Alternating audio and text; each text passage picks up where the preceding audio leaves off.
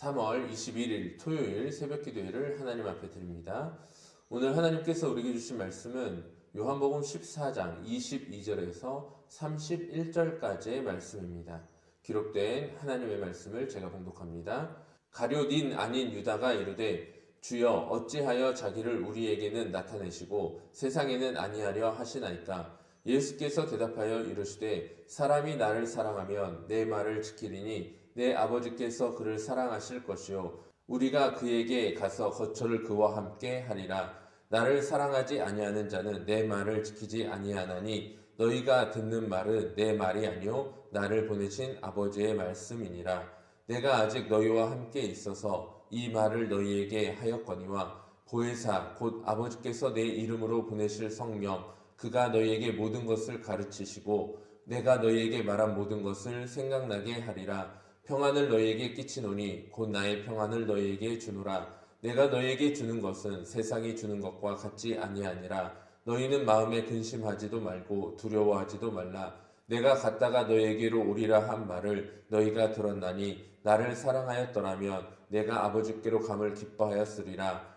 아버지는 나보다 크심이니라. 지금 일이 일어나기 전에 미리 너희에게 말하는 것은 일이 일어날 때에 너희로 믿게 하려 함이라. 이후에는 내가 너희에게 할 말이 많지 아니하니 이 세상의 임금이 오나 그가 내게서 아무것도 얻지 못할 것이니 오직 내가 아버지를 사랑하는 것과 아버지께서 명하신 대로 행하는 것을 세상이 알게 하려 함이로라. 일어나라 여기를 떠나자 하시니라. 아멘.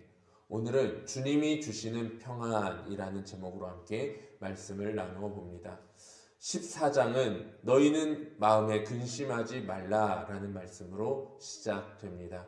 예수님께서는 자신이 곧 길이요 진리요 생명이심을 선언하시고 다른 보혜사를 주시겠다고 약속하셨습니다.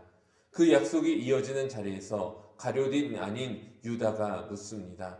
주여 어찌하여 자기를 우리에게는 나타내시고 세상에는 아니하려 하시나이까.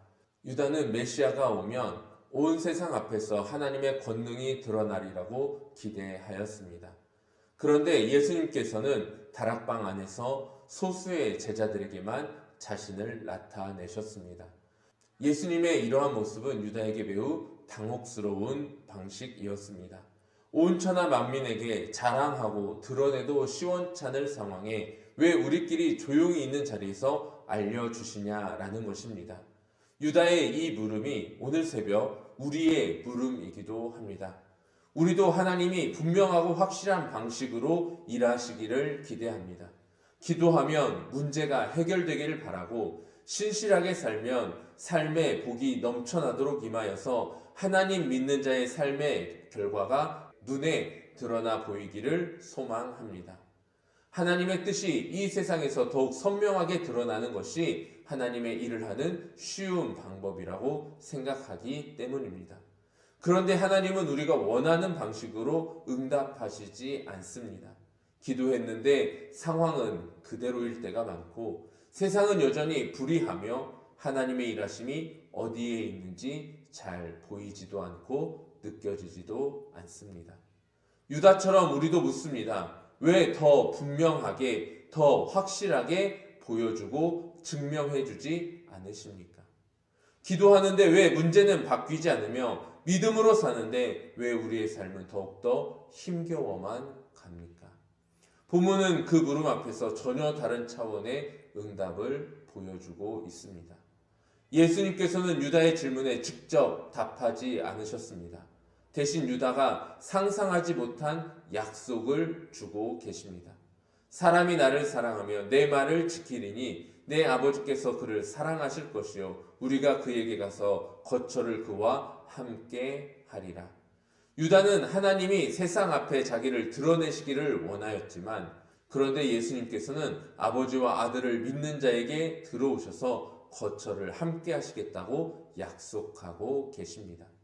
밖에서 보여주시는 것이 아니라 안에 오셔서 함께 사시겠다 말씀하신 것입니다.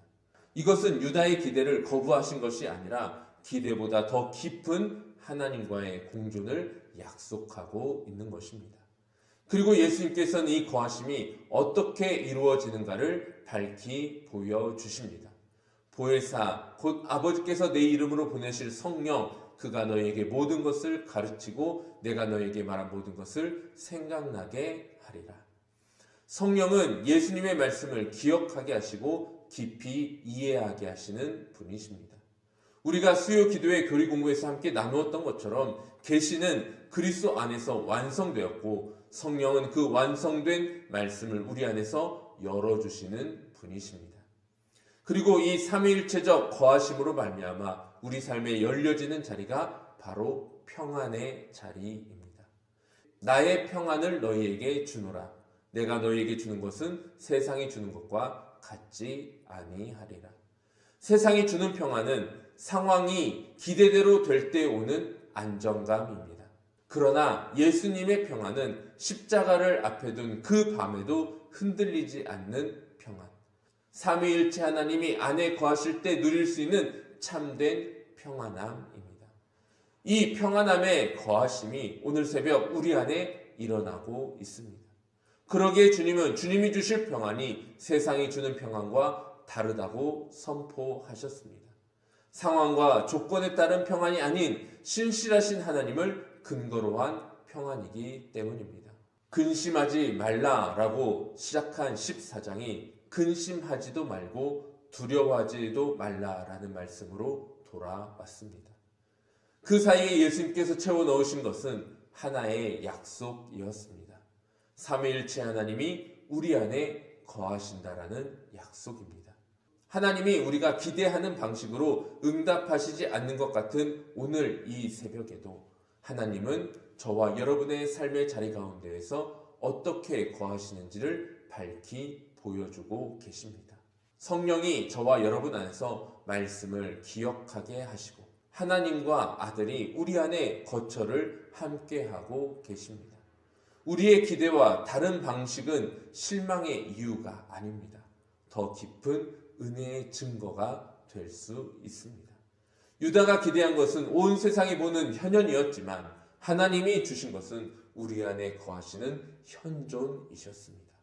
이것이 하나님이 거하시는 방식이며 세상이 줄 수 없는 진정한 평안입니다.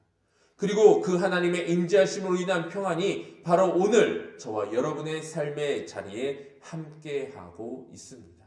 하나님의 함께하심으로 인한 참 평안 안에서 오늘도 승리하시기를 주님의 이름으로 축복합니다. 기도하겠습니다. 사랑과 은혜가 풍성하신 하나님 아버지, 이 세상이 줄 수 없는 참된 평안으로 우리와 함께하여 주시니 감사를 드립니다. 신실하신 하나님께서 우리와 늘 함께하신다는 사실을 기억하면서 오늘도 이 세상이 줄 수 없는 참된 평안 안에서 참된 기쁨을 누릴 수 있는 우리 모두의 삶이 되게 하여 주시옵소서. 예수 그리스도의 이름으로 기도하옵나이다. 아멘. 함께 기도의 자리로 나가겠습니다.